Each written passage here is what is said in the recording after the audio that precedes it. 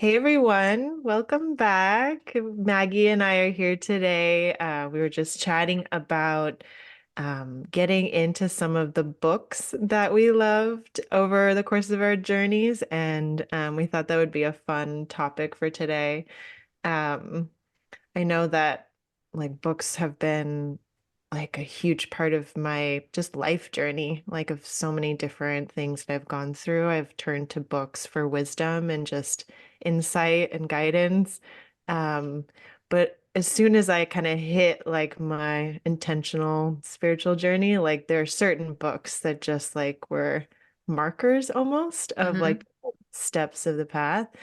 So we were going to chat about that today and just sort of like get into, I don't know, like just what that felt like, what like relating to the books that we read actually meant at that time and Yeah, what it means. It's kind of like they're things that kind of stick with me too, the memories of yeah. these books. Yeah. Amazing. We had a very ambitious plan of covering three books each. Um, during Yeah. one recording, and then we thought, maybe one I'll cover one and maybe Sarah will cover another, and then today it was kind of clear that maybe we just focus on one book and then let's go with the one that impacted Sarah the most. So I'm all ears and I'm super interested because the author that he mentioned is someone I actually heard of but never explored. So I'm absolutely here to hear about him, a little bit more about that specific book and how it impacted you. Brilliant. Great. Yeah, we're gonna try to make it short. So it's just Whatever that means. yeah, Yeah. whatever that means for us. But yeah.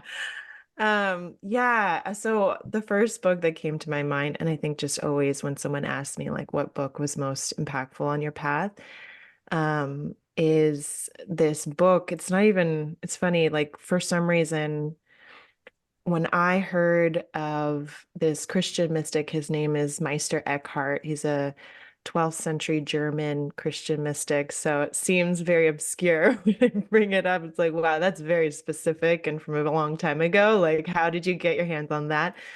I actually got my hands on Meister Eckhart because I listened to a podcast. So this is funny. Podcasts have always been also introductions to different things. Um, but I was listening to the episode of On Being with Krista Tippett, where she talks with a lot of spiritual leaders, scientists, poets, folks that are like asking the questions of what it means to be alive or just to be human. And one of her most popular episodes is with this beautiful orator, poet named John O'Donohue, who is actually Irish. And he has this gorgeous Irish accent. And he was speaking about the landscape of beauty and the inner landscape of beauty. And when I listened to that podcast, which I also highly recommend, if for anyone who's tuning into that sense of an inner beauty or like an inner sense of our own wisdom or our own truth, the way he speaks, and he just speaks so directly to that, is so beautiful. And at the end of that podcast, he was talking about the books that really made an impression on him. And he mentioned Meister Eckhart. And John O'Donohue was actually I think a Catholic priest at one point. He was the head of like a church at one point, but later quit his position because he wanted the freedom to be more of a poet. And but so he had that connection to the Christian lineage and mythology, um and so he just mentioned like if you really want to go like on a dangerous ride, like read Meister Eckhart because he'll take you into like the wilderness of what God means. It's not just like the textbook, the religious, biblical, The doctrine, yeah, the yeah, dogma or the yeah, doctrine. Meister Eckhart's a mystic, and the mystics go directly to the source, right? Like they are going straight to God, and they're not going through the pastor or through the reverend or through the priest. They're going straight to God themselves and have that personal relationship. And that's why Meister Eckhart was a very radical person at those times, right? And dangerous, like to the church. And I think actually I need to look into this, but I think there were times in which he was threatened by the church. So yeah, I was I got a copy of literally it's just like selected writings of Meister Eckhart, and he has so many other books, but for some reason I got a copy of that. If you Google selected writings of Meister Eckhart, that's the book that I had. And as soon as it arrived, I could feel the book. There's like a almost just like by feeling like the energy of a book, you can feel this is going to be an important book for me.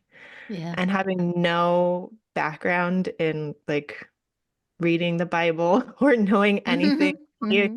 except for pop culture references to Christianity, I didn't have like a religious filter to understand so much of the terminology. Like he does use Christian terminology.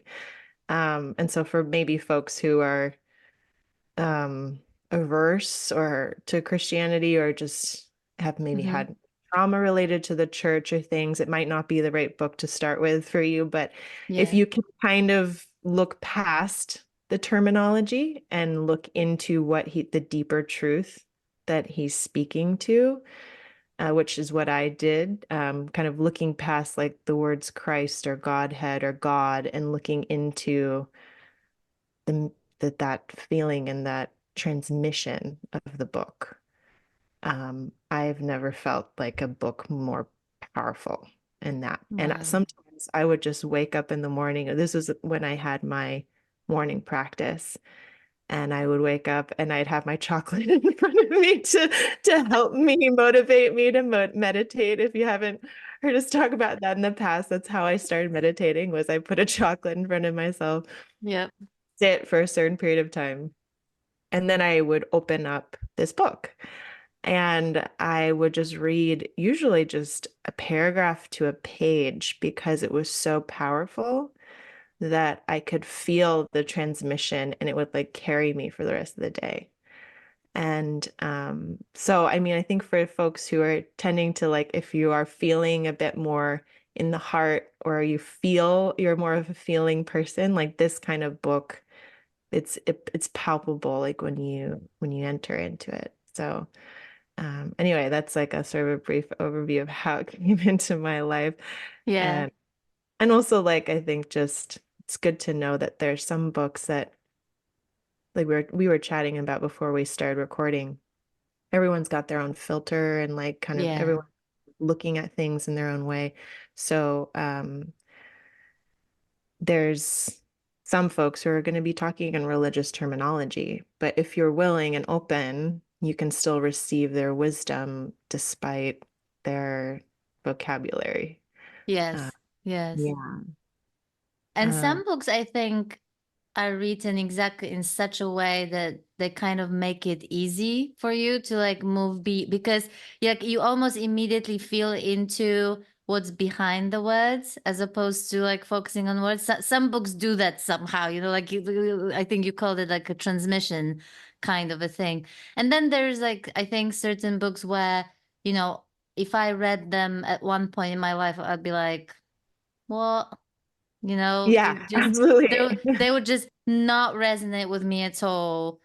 I've probably dismiss many of them as like just wacko nonsense, something, whatever, which then turned out to be incredibly impactful.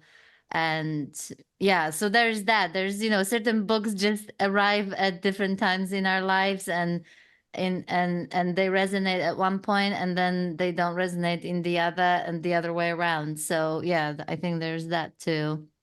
Absolutely. Yeah, I imagine if I picked up this book 2 years before, a year before, it wouldn't have meant, and it would have been gibberish. Right. Probably because there's a lot of vocabulary, and then I wouldn't have felt the energy because my heart hadn't cracked open yet. Yeah.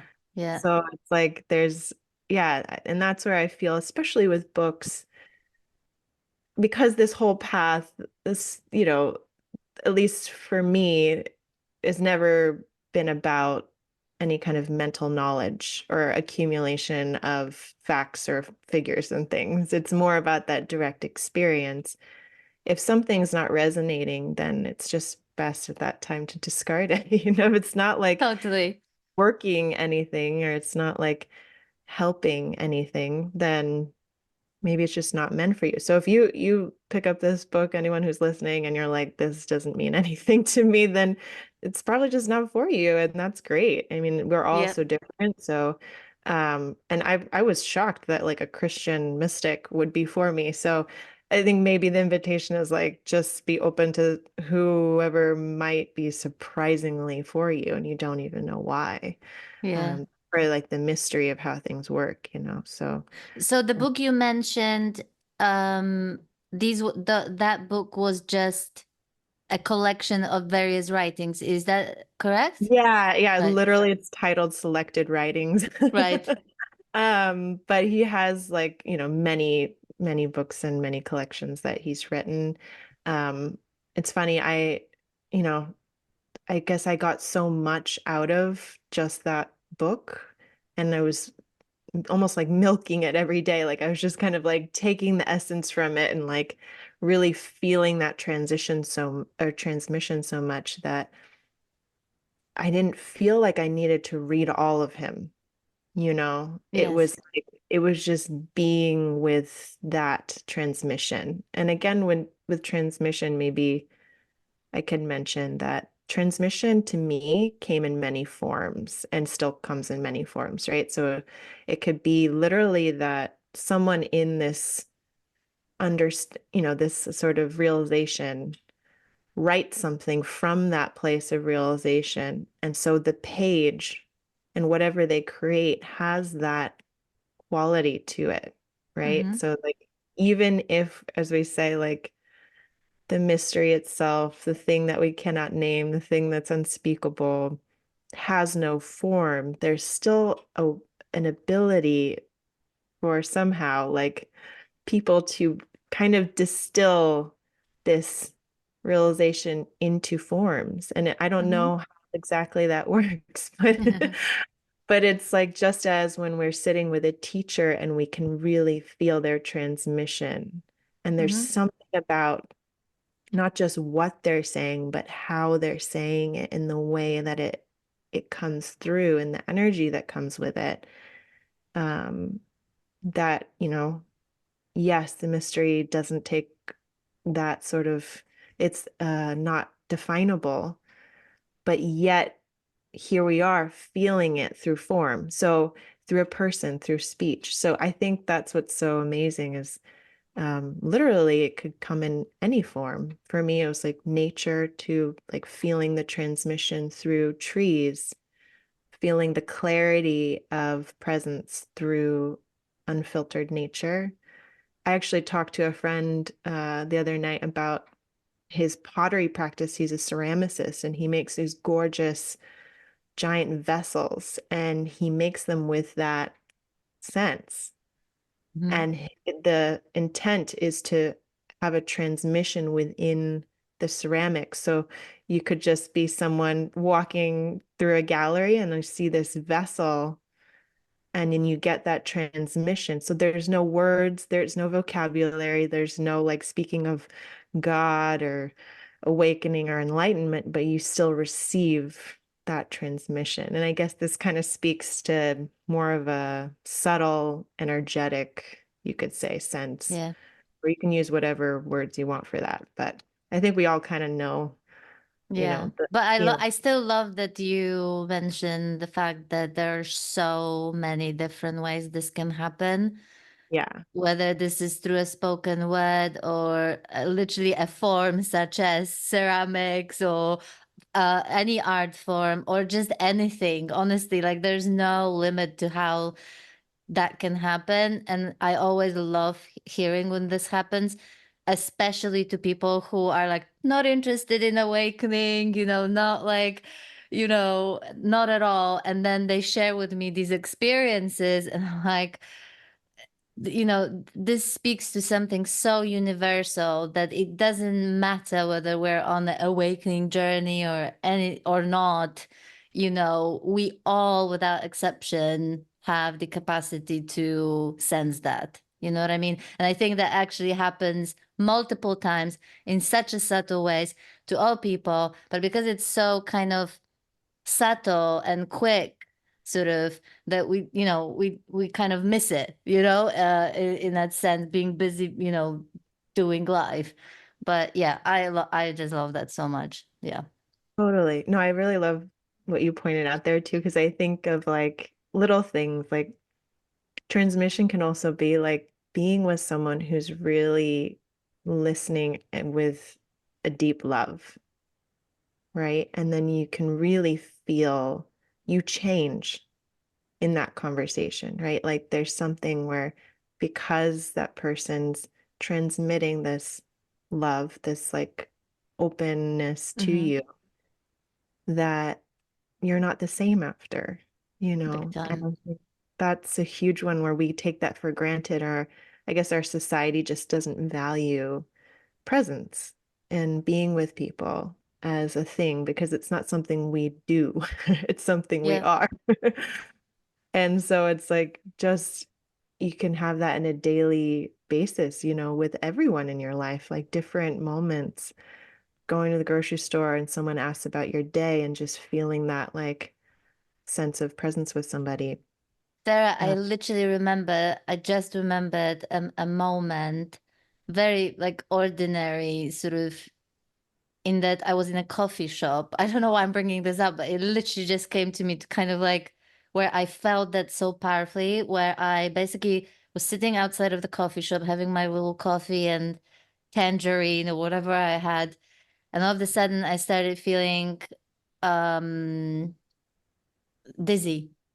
So I decided to get up and to go inside of the coffee shop to go to toilet to get some cold, sprinkle some cold water on my face. And basically, as soon as I got in, I passed out and I hit my head and everything. And I remember just kind of coming out of the passing out with a bunch of strangers around me. It really, sorry, it just really moves me. yeah. And this lady who doesn't even know me, just the way she spoke to me, she was like, "Hi, honey, it's all okay. You just fell. We called for the ambulance. It's gonna be here in a minute."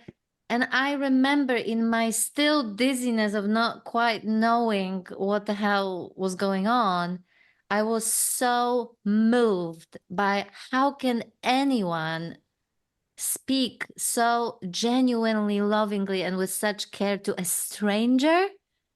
Yeah. And she like almost like held me in her arms. She was sitting on the floor with me and kind of managed to kind of hold me. And that to me is just one of the, I'm not saying we have to pass out or anything to experience it, like, but I'm just saying that this was so palpable, Sarah. And so what I'm trying to say is that, like, awakening aside, awakening journey aside, and all the things that we talk about, as wonderful as they are, like, this happens in the ordinariness of life, those moments when, even if through like someone holding your hand and saying, "I get it, like I hear you," when shit hits the fan, so to speak, stuff like that. So Absolutely. anyway, I don't know, it just Yeah. came to me sort of No, spontaneously. that's so Yeah, beautiful. yeah, And I yeah, really feel that like when you're sharing it, like how just like so simple and so miraculous at the same time, like those yeah, little are kind of what we live for, like yeah, we can feel that maybe more and more in our life. And maybe that's what we're kind of, um, in a sense, is like feeling that sense of care, feeling that sense of being held, yeah, sense of love.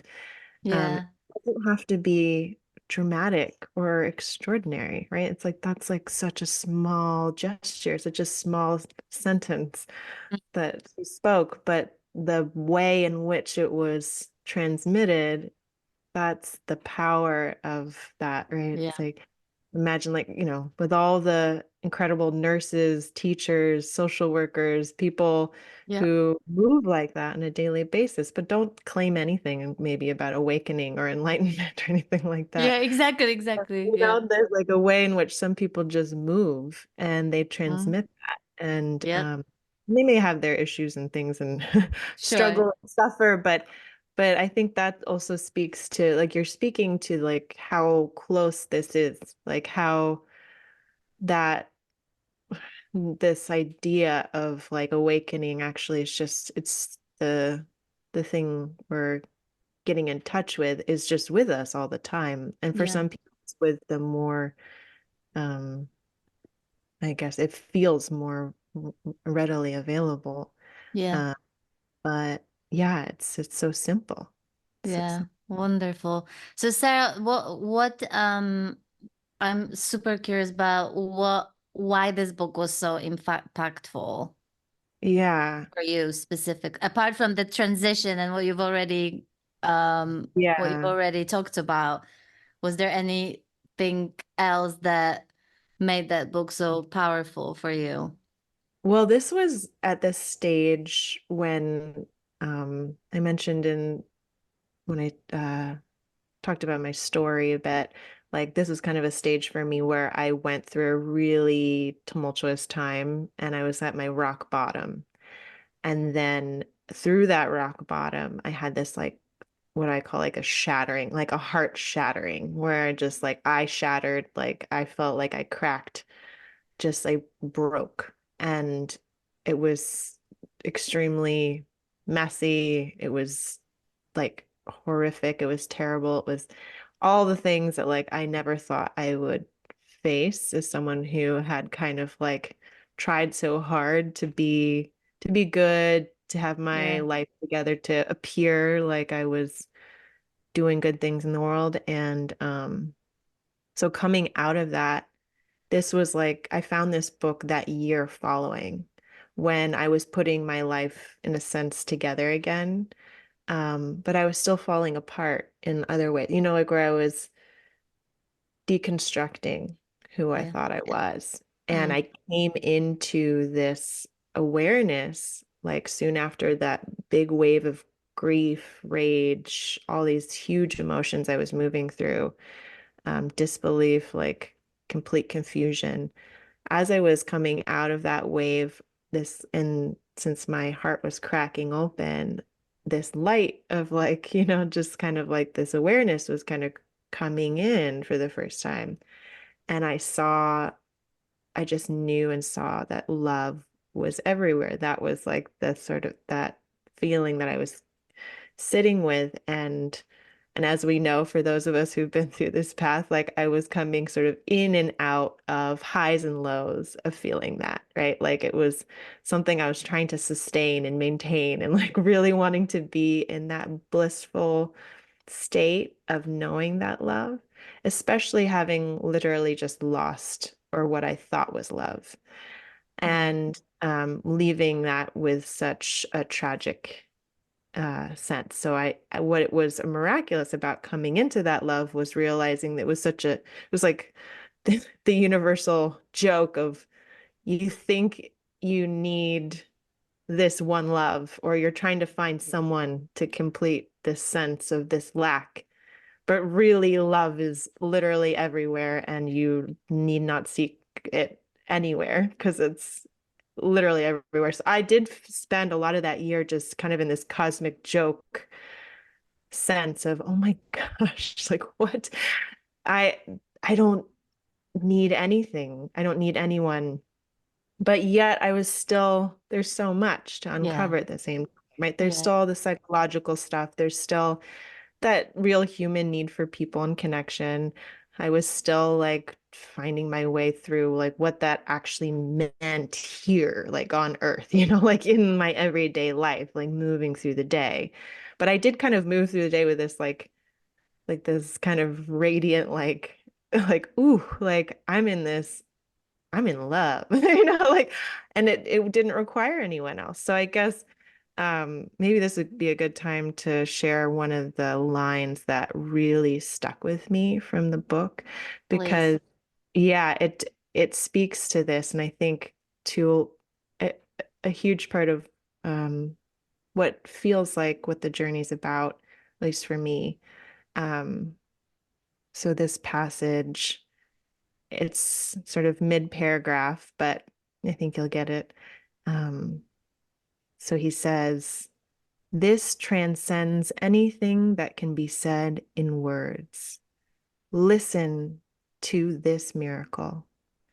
How astonishing to be without and within, to grasp and be grasped, to see and ourselves be seen, to hold and be ourselves held.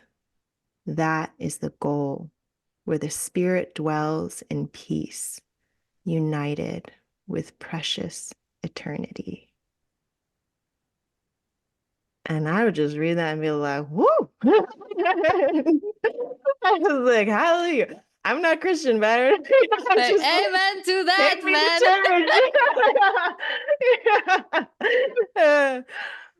But there's just like I would actually had like I remember at the time I had like a whiteboard where I'd like write quotes on it and Oh, stuff. And that's I hilarious. I'm like, not a Christian, oh but my like, God. hallelujah. Hallelujah. Yeah. Yeah. Yeah. Yeah, because it's just there's something in that. It's in you can even like if you look at that sentence, it's very mysterious. It doesn't really make any logical sense. It's almost like a Mhm. koan because it's like, what does that even mean? There's no logical conclusion you can make from it. But there's a transmission in that of what does it feel like to be seen and to see, to hold and be held, and to dwell in this peace that is merged with eternity. And I just knew in that, like reading it, I was like, that is possible. That's like here when I read it. But I don't know what that means. I don't know. But it was so, it like just struck that note in me that wanted to be sung, like that wanted to come through, and I think there's something where we kind of strike something, like strike gold within our heart or within our soul, and we realize there's something there to dig out, there's something I need to uncover. Yeah. And that just being able to strike gold, you realize I'm going to go on this journey, no matter how much work it takes to get to it, even though, it's just these little sentences or cues from a book even, it's that powerful and that potent. Yeah. Yeah. So that's what it was for me at that time. And just revisiting it every day gave me a tool for transmission to attune to that song, to attune to that place, that sense of that inner thing, whatever it was. Yeah. Yeah. Yeah. It's just amazing that the timing of that and how that kind of went hand in hand with what you were experiencing sort of already, and that Hmm. that book came at that point. That is just incredible. And yeah, I mean, I've been such a, like, I've had like allergy to like spiritual lingo. You know what I Yeah, mean? same. Like for as long as I remember, in fact, I would say I was drawn to something within spirituality, like for example, anything or even mysticism, especially. Um, and yet every time I grabbed the book to do with it, the lingo was just like, just it was going straight to my head at the time. You know what I mean? And the mind trying to work it out, which is why, it's like what you said. It sounds maybe like for the mind, it may be like, but you just said this, but then now you're saying that. So it's like the mind wants things black and white. The Yeah. mind really has trouble holding what we call a paradox. You know what I mean? Mm. Or two seemingly contradictory things like coexisting without confusion. You know what I mean? And Yeah. so um and I think but I do remember that the stuff like that precisely for that reason would put me off because I found it incredibly mind-boggling, you know? So it does speak to a timing that at that time, again, the timing of this. Whoops, sorry, is my ear my earphones keep on falling out of my ears. I think my ears must be sweating or something. Um, I'm just trying to say that what comes to me is like there's timing to this because I can totally see that had I come even across someone as wonderful and mystic like Meister Eckhart, at some point I'd be like, what are you talking Yeah, about, man? You know what I mean? Like totally. give Yeah. it to me straight, right? Whereas probably when I had my heart opening or even now that I just grabbed his book and just pick any passage, you know, the experience would be completely different, you know? Even though it's still not my language, you know, it's still Yeah. not the way I speak. Like I'm not like I love poetry, but I don't speak poetically, as I'm sure everyone noticed by now who is watching this channel. There's not much poet in me. Um, but yeah, this is just I don't know, just something that came to me. How there's like a timing to this, you know, when this stuff comes up and resonates with us, right? Yeah, absolutely. Yeah, and timing, and then also just you may have a different language. Like you're saying, like you might just speak different. I'm a very poetic type of, like, I just love poetry. Actually, when I f- I first started meditating, like in a, I guess in a much deeper sense, like in a where I was really going into deep retreats and things like that. When I kind of asked myself, like, what do I really want? Like, what am I trying to do? And like I would ask the question, like, what do I want my life to be? I would write, I just want my life to be poetry. Like, I just want poetry. I just want that feeling, that sense that my life feels like poetry. And I didn't even know really what that meant. But that was going to It be was my like, next question. What yeah. can you tell me what that means? I Yeah. mean, I see now what it really meant was literally like my sense of poetry was like I have other books here too, like Rilke's Book of Hours, which Mm-hmm. is for people who may like poetry. This is an incredible book also that speaks to the mystery. Um, but again, like in a very poetic way.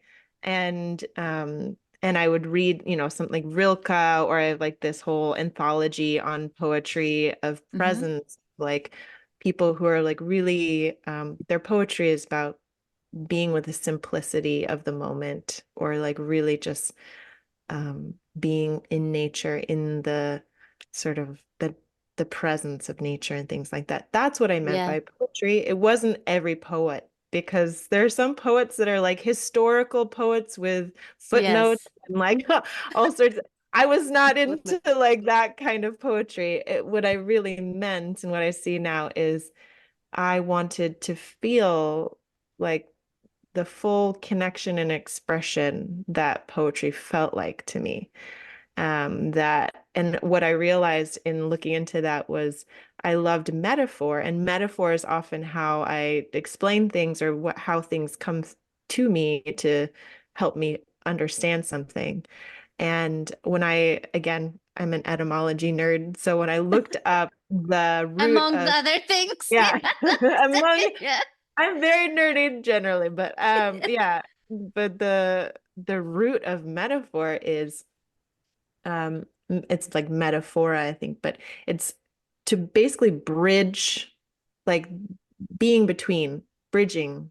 It's bridging two concepts, or to two ideas, right? You use metaphor in order to bridge understanding. And Beautiful. that felt so alive to me. Like, that's what I'm looking for. I want to, like this passage from Meister Eckhart talks about, to be seen and like to see, to be held and to hold, to feel like that there is this connectivity between the two, right? Yeah. That's not being embodied by a person in my life necessarily, but like within myself, right? Yeah. We can have like people who love Totally. us Yeah. and hold us and see us, but there's an internal love, like an internal liberation, an internal Yeah. being seen, an internal, and that's really like, what I realized it was like just kind of speaking to that, speaking to this desire of and a having this glimpse of knowing this love was not, it was accessible, but I didn't know how to stabilize it. I didn't Yeah. know how it could stay here in the body with me and on a daily basis, and how I could feel that sense of being connected to eternity ongoing, without it Yeah. being highs and lows all the time. Yeah. Um, yeah, I love how you speak to this because that's like I sometimes talk about like the love with capital L, you know what I mean? Which has Yeah. nothing to do with like a feeling or sentiment that we have like for other people, for Mhm. children, our children, or like Yeah. whatever. That's like sort of the love that's like I call it like at the heart. I sometimes talk about it as like the just the core of our being, like the creative force, emotion, or I call it like a infinite heart with like capital H again, that literally doesn't exclude the broken heart, the Yes, human right. broken heart Yeah. experience, right? That doesn't exclude the human need for connection with another person, intimacy Mhm. with another person, the hugs, the sex, Yeah. the whatever is there in a way how we express the love between us humans. Like Yeah. that is a dance of, you know, actually to even say that it's a dance, it kind of doesn't really convey that because it kind of implies two separate things dancing together, but actually it's all intertwined and one doesn't exclude the other. So, but yeah, I just, Yeah. uh, and I think to me, I mean, I don't know many mystics, but I can tell you that the mystics that I've read, even at very early age, um, I've always sensed that.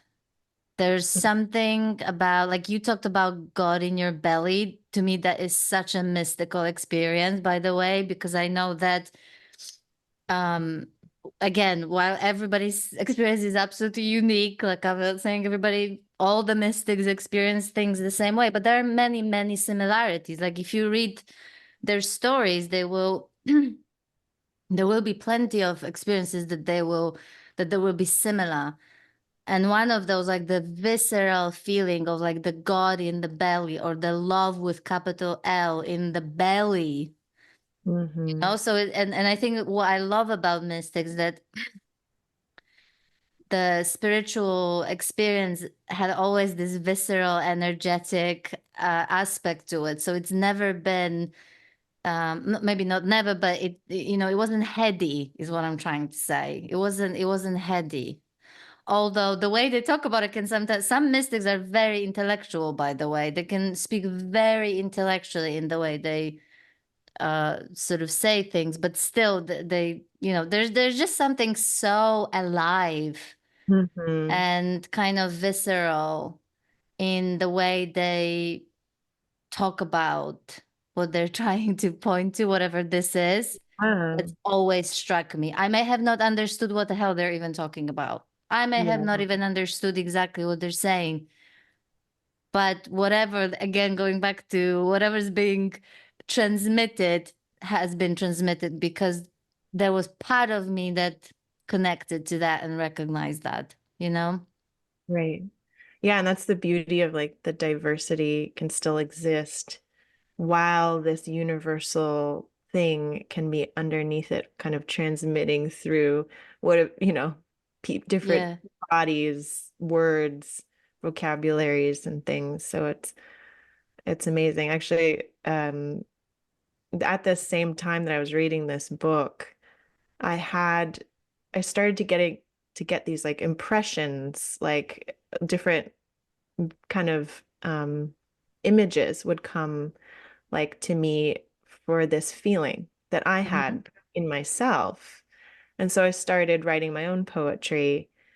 And there was this one poem that kept coming to me like every day. Like, and it wasn't as if it wasn't language, right? It didn't like come to me as like, here's the string of words to write down, but it came to me as the feeling tone. Kind of saw an image in my mind's eye, and it kind of came together through as best I could writing it down. And I think a lot of us have experiences like that where you like kind of think of something and you don't know why you're thinking of it, right? You get a image in your mind, and sometimes we just kind of brush that away like I don't know what that's about. Right. When it accompanies this maybe a feeling or like this like you're saying like a visceral sort of sense of something's here or like it's really real, then there's times when we can kind of sit with that and kind of listen a bit more to like what's coming through, like what is the message or like what's kind of like the feeling that's being felt or what's the image that's being seen. Um and yeah, that poem that came through is actually like along the same lines of a lot of my favorite poems that like Hmm. I would end up connecting to because it was like my version of that, of whatever that thing was.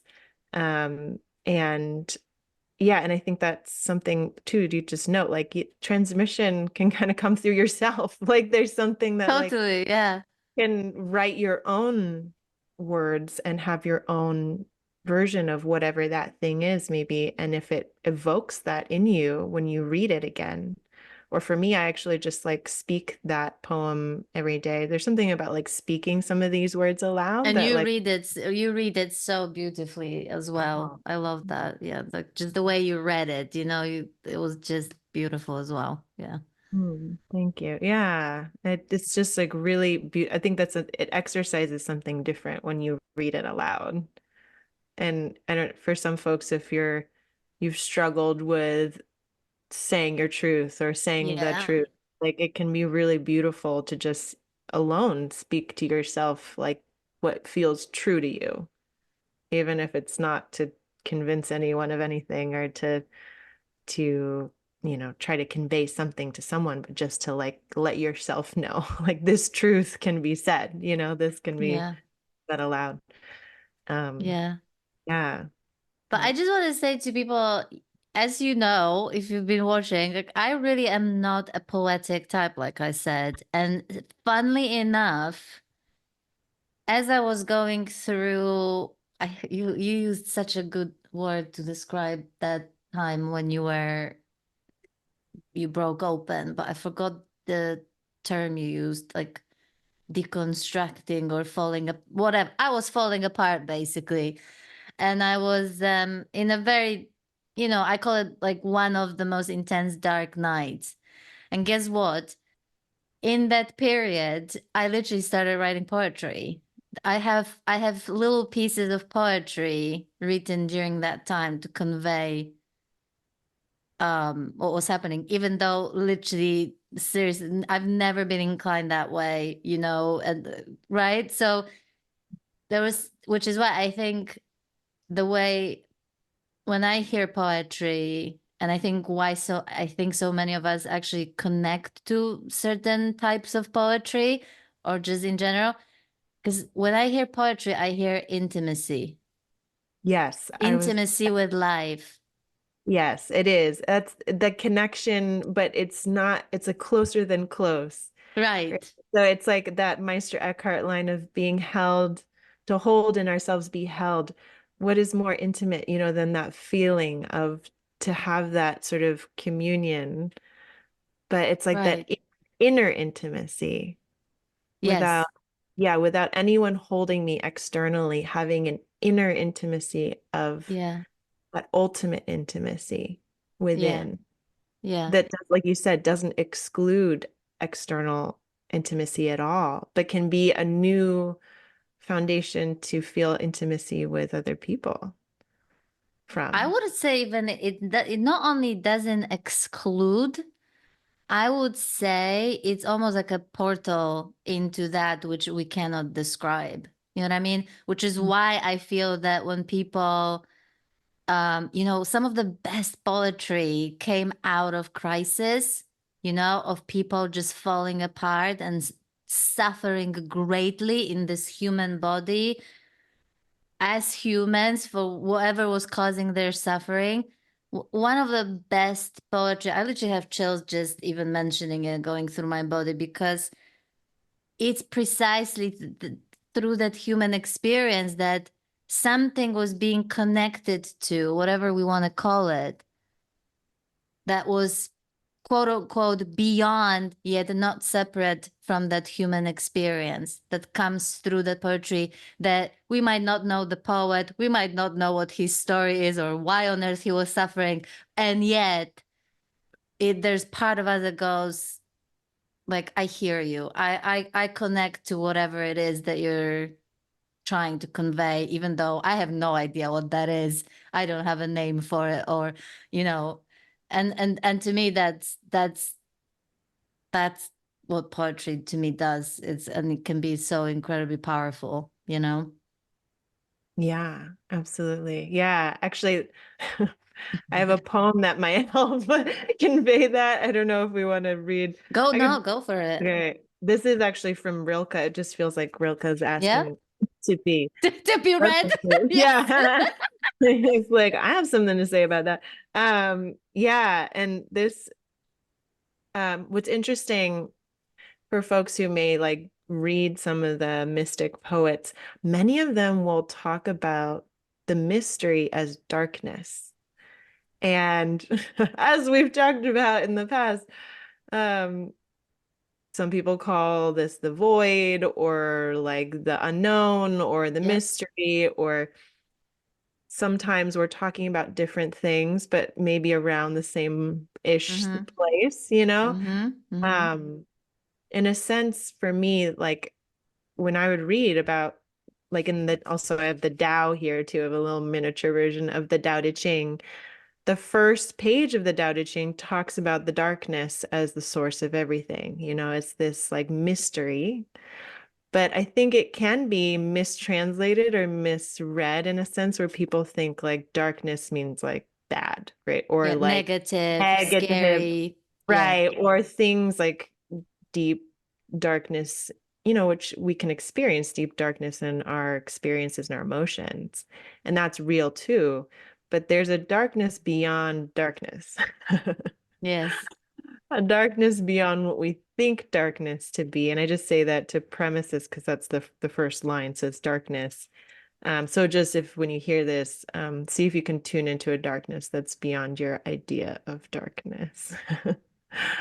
um, so Rilke says, "You, darkness of whom I am born, I love you more than the flame that limits the world. To the circle it illumines and excludes all the rest. But the dark embraces everything, shapes and shadows, creatures and me, people, nations, just as they are. It lets me imagine a great presence stirring beside me. I believe in the night." Oh man. Oh man, are you kidding me? That last I line is just, oh God. I know, so always every time I read it, I'm just like, girl, there's just like it's amazing because it's this such a beautiful transmission. Yeah. But it's exactly what you're speaking to. It's not that um that inner intimacy excludes anything at all. Actually, Yeah.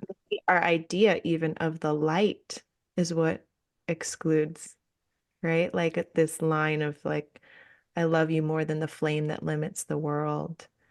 A way that I kind of reframed this in my own reflection was imagining, our own sun.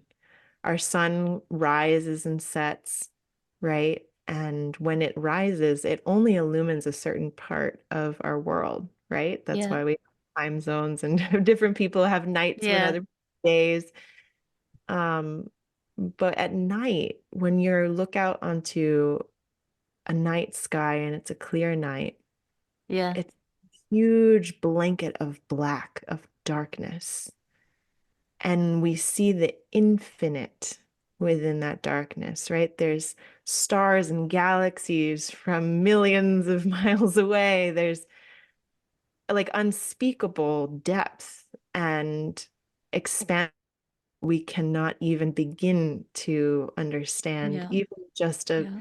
our physical vision.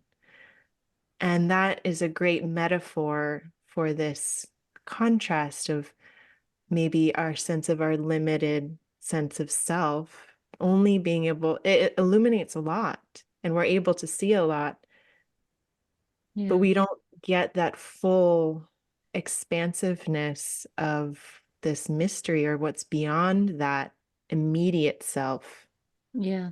as we open to this much more mysterious darkness. So, yeah. Yeah. What comes through to me is like the the time when I was going through, like, call it like the dark night. And there was a lot of coming out in terms of what we would probably describe as negative or shameful or in me. You know what I mean? Like I was discovering, like I told you, like parts of my, like how I was manipulative toward people, the sort of qualities in me that quote unquote dark, right? Not exactly illuminous, not exactly kind and love and light. Let's put it this way. So there was that kind of darkness, and I think um, at the start of that experience when it was coming out, it was really suffocating, you know? It was actually quite suffocating. And I completely understand the fear of being with those kinds of dark bits, right? And even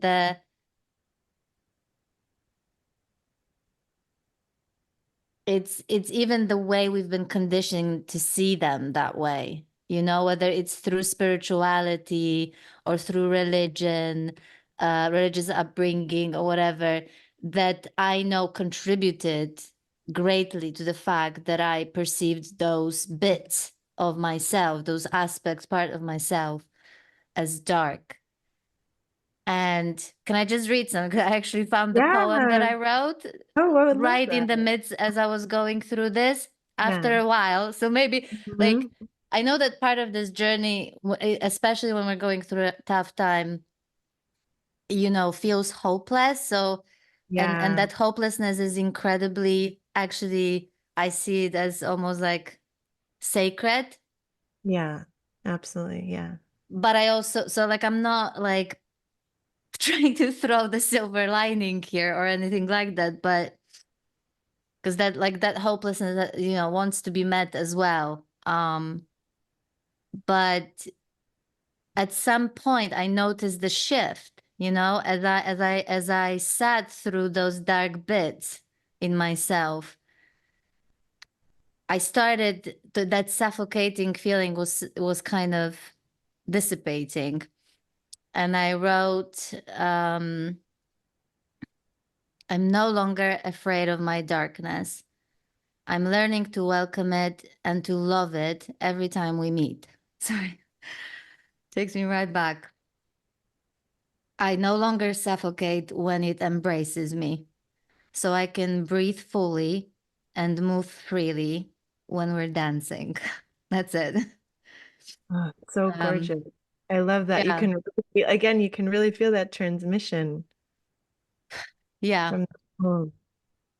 And it's Yeah. so So I just want to say that, I truly believe that we're so conditioned seeing those not love and light bits of ourselves as bad or negative or shameful or whatever, that when they start coming out, and they may be not for everybody, but they may come out in like a blast sometimes, like in one go, and it can feel a bit suffocating. So I'm just trying to I suppose I'm trying to normalize this part of the process, that it can be like that, and then there's the darkness with capital D that I think you spoke of, where all those dark bits are genuinely fully embraced, and there's an open space that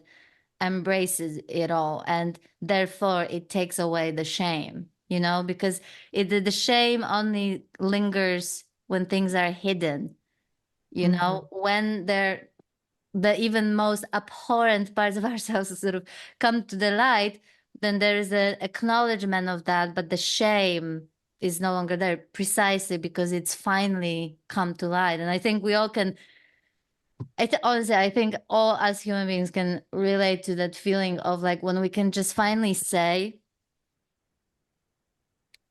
maybe after a lifetime of not saying something that we were ashamed of, and finally spilling the beans, so to speak, to a friend, to a sister, to whoever, and just finally say, I think on a human level, we can all literally, we feel like we literally can finally start breathing again, that we're not holding it anymore, and it gets to the point that we don't even care whether it's gonna be we'll feel guilt, or even if someone is gonna judge us. There comes a point something breaks, and you just have to say it, and that's the moment where there's like a palpable sense of like a burden dropping.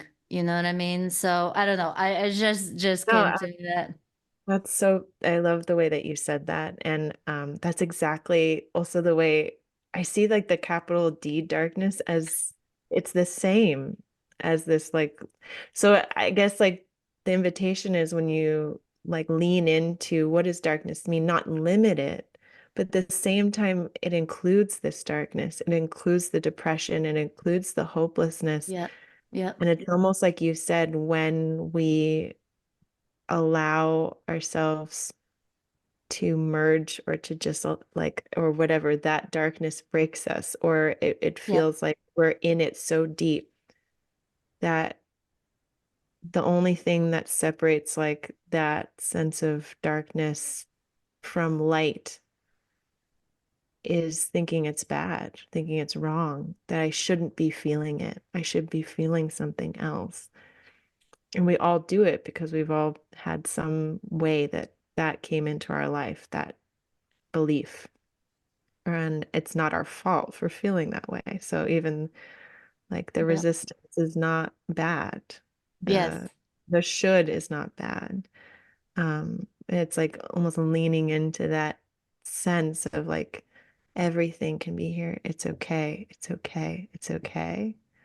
And like having that moment where you just say the thing and you allow yourself to just feel the way you're feeling and just let it be what it is. Yeah. Um, that everything can be included, that Yeah. the distance between what is one thing or another kind of doesn't matter anymore. Yeah. Yes. Yeah. Yeah. Yeah. Yeah. It's been a ride, Sarah. Yeah. Oh my God. Tell me about it. It's been a ride. Um, is there anything else you want to talk about in terms of the Eckhart Meister? Because there's one thing that I wanted to ask you. Meister Eckhart actually is, I Yeah. think, the correct way. Yep. Um, I think you said it, but honestly, I wouldn't bet on anything I'm saying at all in the moment. I think you mentioned something that he was like someone who spoke to that process, that it can be like what it takes, how messy it can be?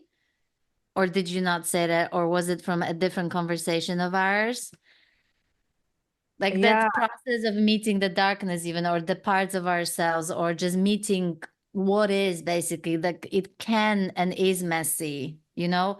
So I don't know whether that's what I'm saying. I don't know whether you said that at the start about this book or whether that just came from somewhere else and is not related at all to yeah. Meister Well, Eckhart. I think he does speak to, in his own 12th century German, to it's like there's a cultural, like, sort of way he speaks to things, and then of the times. He speaks to some ways in which, like, we come into, um, yeah, our own struggles or ideas of what spirituality is or what it's not, and kind of, you know, Right, right. forcing things or coming to a dark night of the soul kind of. I think actually another, there are plenty of Christian mystics that talk about the dark night of the soul, right? That actually Yes, is originally a Christian mystic term. Um, and so there's so many traditions that, like, speak to all of these stages. Um, I wouldn't, like, go to Meister Eckhart for, like, solace in times that you're trying to hold your messiness necessarily, like if mm-hmm, you're looking for someone reflecting that. But mm-hmm. I guess in the same way that, like, that darkness, that sense of that, like, the thing that can hold and be held, if you're looking for that type of energy to hold you through messiness, I think that's, like, it can be a resource to, like, go, like I shared, for me, I'd go into nature and be with trees to have that feeling or that transmission of felt sense of being held in my messiness, and Yes, you can go to poetry, go to books that have that presence in them, to have that sense, if it's not yet a feeling of an internal union with that, but a sense of this, like, communion yes. with that. And I think that held me through so many messy bits. Yeah, like that whole year, I was like going through such a mess, but, like, for some reason I'm reading this 12th century German mystic to get me through it. It's kind of strange. It's not exactly a self-help book or, like, something that's super practical. Yeah. Although I was trying to do all those things too, I was trying to find, like, how to get my body, mind, all that Yeah, stuff. totally. By the way, we're not dismissing. I think sorry, I speak Yeah. for for both of us, but I think we're not dismissing those sort of things like the self-help books No. or anything that help us get through whatever we're going through, right? Yeah, It's I love self-help books in that, a like, good self-help. Yeah. yeah, the ones that are, especially ones that are more, like, psychologically Yeah. helpful. Like, these days we're just kind of in, like, a feels like a booming, like, a renaissance of, like, how to apply, like, psychological to more spiritual kind of um explorations. But um yeah, it's all, again, it's like whatever's relevant for you at the time that it's relevant for you. There's no right or wrong time for something, or right or wrong phase that you're going through. And I think that's where, for anything, it feels like just kind of tuning into what feels true to you, and, like, following that thread, following where Yes. it takes you. um yeah, and um whatever gives that sense of comfort or a sense of reflection of what that looks like, or what that feels like for you. I know I'm repeating myself because I think I said it in our last conversation next week. Please, if honestly you feel like going to a therapist or a coach or use technique from whatever self-help book, or you want to do Reiki, or you want to dance crazily in your room to God knows what, or but you're surrounded by people or just even one person who ridicules any of those things for whatever reason, I'm just saying, please just do your own thing, and as much as you can, just don't worry about it, because everybody has their opinions and everybody has their preferences, and that's fine, you know. But I've just seen so many people being conflicted.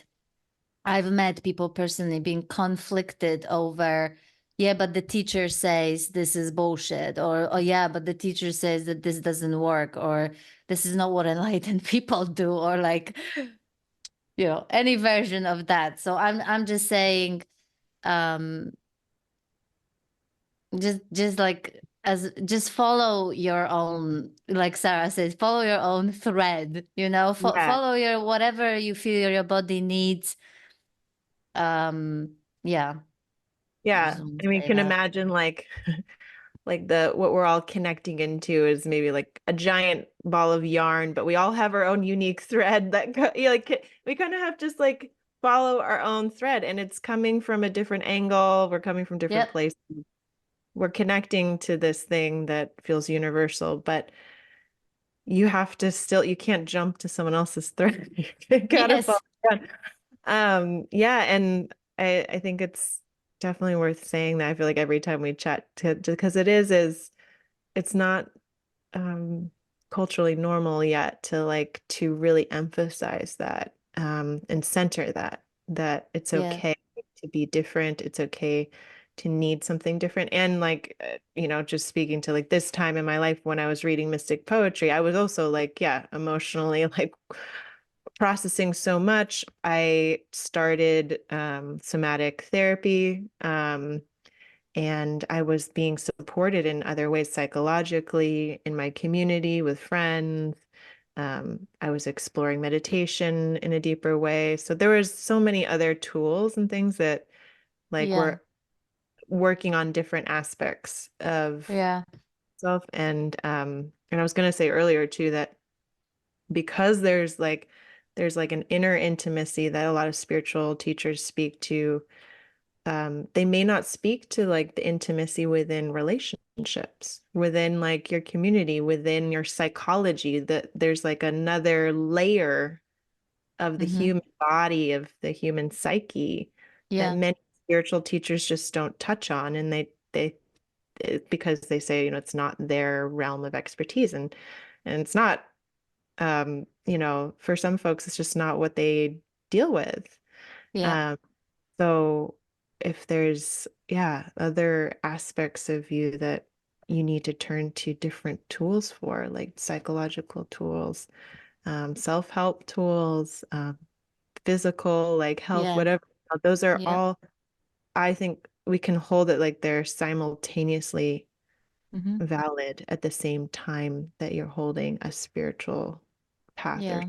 yeah. Yeah. I know I repeat myself and I bring it up often, but that is precisely because so many people that I get to speak to in different capacities, there is a thread there, around almost even shame around trying certain things that are not within or acceptable within a community or a specific tradition or whatever, so that's why, at least the way I see it, there's just like what's correct for us in the moment as opposed to anything being generically correct or not correct. I just don't understand those kinds of assessments at all.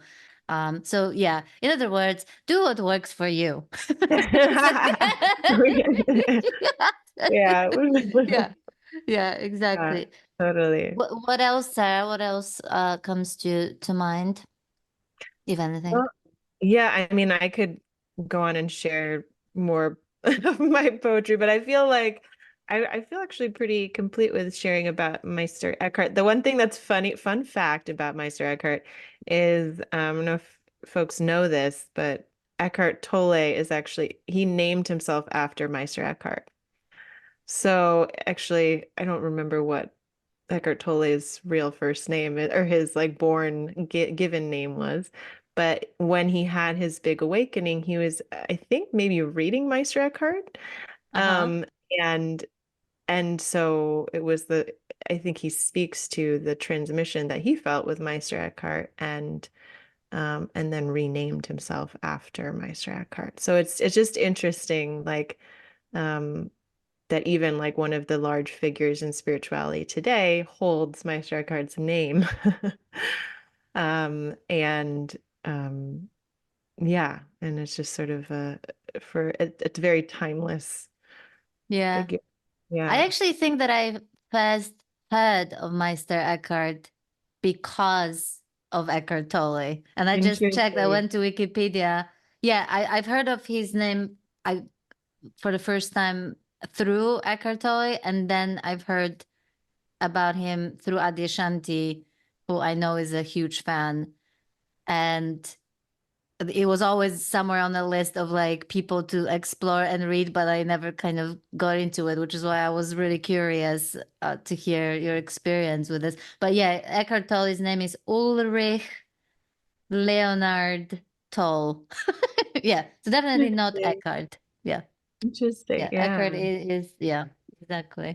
Brilliant. Cool. Do you want to end with another poem? Either do you have a poem of yours? I could say as the poem that I was referring to earlier, I memorized it because I said it every day for like a year. Because Are it you really, okay to share it? Will you be yeah, happy to yeah, share it? yeah. I haven't spoken in a while, but I think, yeah, it's still there. It's like I said, it really just, for some reason in me, it evoked that same feeling or that same transmission. Um, so it starts, I am everything. I am no thing. I am the space between. I am the dark, bearing the light to your eyes. And when I would say that, I really felt that I am everything. I am no thing. And I felt it so viscerally. It was just like such a connection to something that, again, those words together could sound like a big jumble of words to most people, right? Like, but it was just it's like, this is true. Like, this statement is true in its essence. Yeah. And I didn't know what it meant. I didn't have a greater, like, understanding. This is literally like I wasn't into spiritual stuff yet. Really, I wasn't like reading Incredible. spiritual teachers. Yeah. I hadn't even read, these poems about darkness yet. And so I felt a hesitancy almost about speaking about the dark or writing it down.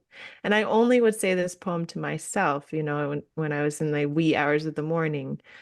But it's amazing now it's like we can feel into that thing that's in us. And if we're willing to be open to like letting it express or, you know, whether it's like you want to create pottery or a poem or spoken word or a painting, whatever, or even some people find this through math, like computation, like an Big equation. time. Yes. Yeah, Yeah. right. It's like Yes. at a certain like the highest levels of math and physics are really inexplicable, right? And it gets to this place where like theoretical physics and like Albert Einstein was like channeling like this vision of what relativity meant, he like had a vision that came in and it came then down to the page and then the equation came. But there's a way in which we all can feel into that sense in ourselves and then like it's almost just like letting that part of us, giving it life, you know paying attention, like playing that instrument in us, like attuning to that part um that wants to be known or wants to be seen, wants to be held. And so yeah, I think um Yeah, I love that. Like there does seem to be a stage in which everyone has their own way of expressing that or Yeah. needing a way to Yeah. express it. Thank you Yeah. very much for reading it. But what really stands out and for me in what you said is I think what connect in many ways connected you and me, because that which is a kind of a good segue because actually if I were to share my favorite, one of the most impactful books, it would be a book by both books by Bernadette Roberts. And so maybe it's like a good segue that next time we can talk about that and why that was so impactful. But I really want to say I'm so grateful that not only that you shared the poem, but also what you said right after, which is that you didn't even have I'm gonna get emotional again. That you didn't have frame of reference. You didn't have any spiritual lingo. You didn't have any kind of conceptual understanding of what was going on, which is something I can totally relate to. In that I also didn't know, I didn't have names or anything for what was going on. And to me, this is like this is like a proof for everyone to say you don't need to, like you literally don't need to be to know to have that frame of reference. And I think that there's so many ordinary people who have all kinds of experiences who literally write those kinds of poetry um to express whatever is going on for them, how they feel things. Actually, I think many poets have been there and they just maybe didn't even know that this was called an awakening or this was called whatever it was called, or which which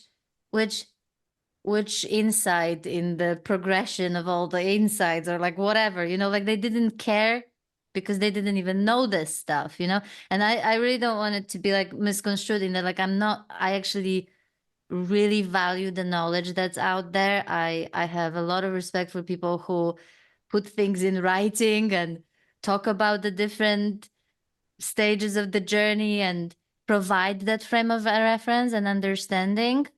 Absolutely. But I'm saying that this is what we're talking about is something so universal that literally there's not a one person on this planet that's excluded from it. And so I think it's probably also why I love Bernadette Roberts so much, because like myself, she just felt like almost too ordinary for this stuff. You know what I mean? It's like, so that's why I this is such a beautiful yet another example of something so universal, whatever this is that we're talking about, however you want to call it, is available, whether you you know spiritual traditions, you have the language to describe it or not, or even any understanding of what's going on, it's still there, it's still right here available at all times. So yeah, I just wanted to say that. I love that. I think that's, Yeah. thank you. Yeah, I'm excited at some point to hear your reflections on Bernadette Roberts because she's a favorite of mine as well. So There you go. So maybe we're gonna have a great round two. Bernadette Roberts, yeah. yeah, so coming up next, Bernadette Roberts, both books, and I'm gonna pick probably a couple of passages as well that I think kind of capture as to why she's been so impactful for me. Um, yeah, part of me is like, man, why you're not here so we can have you on this channel to Oh, talk about God. I know. I remember when I first read her and I was like, immediately Googled, like, is she yeah. alive? Can I find her right Is she now? alive? Yeah, right, Can I exactly. sit at her feet and ask her questions? Yeah, Yeah, it was, yeah. but Amazing. Really um, amazing. Sarah, is there anything else you wish to add before we close? No, I think that was a really beautiful conversation. Thank Yeah. you. I Thank you really so appreciate much. it. And I'm so curious what folks who are listening, what your reflections and insights are. If there's any books that really stuck with you in your journey you want to share, Yeah. and it might be just the book that someone else who's reading the comments wants to read. Yeah, So exactly. we're all unique. We're all tuning in to a different part of this song. We're all following our thread. Um, yeah, really curious what like Yeah. resonates with you, if it's completely different, if it is a mathematical equation or if The Tao it's of Physics, something like that. yeah, Yeah. tell Yeah. us. I love Tell I us. love to hear about it. So Yeah, yeah. absolutely. Tell us what book impacted you on this journey, and yeah, and why also, if you don't mind sharing why it was impactful, and or anything else that resonated with you in this conversation. We always love to hear from people. So thank you so much for watching. Thanks, Take everybody. care. Bye.